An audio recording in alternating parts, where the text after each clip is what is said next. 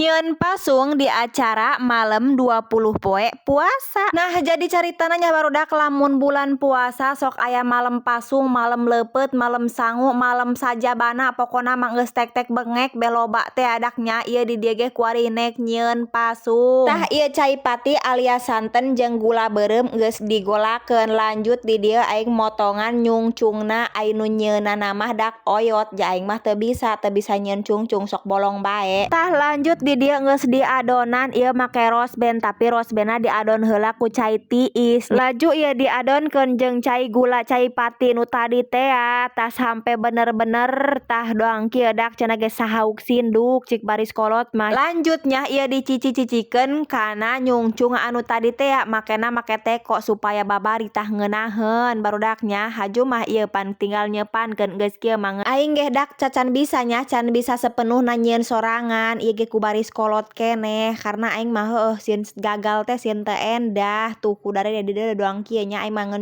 nyurulungkeun doang ngawadahan alias ngeusian cungcungna ku adonan atuh heueuh japan aing mah bisi-bibisaan mah teu endah naon ju ieu geus kieu tuh dilanjut diseupankeun nyeupankeun da kana hau supaya kebal teh sok asakna pan nyah merata ja teh bisi atas saparot teh. Setelah nungguan babaraha menit teh nyoh dak nyah menitana mah sabaraha pokona mah sampai asak betah aya asakna doang kieu tuh pan heueuh berubah warna jadi warna beureum.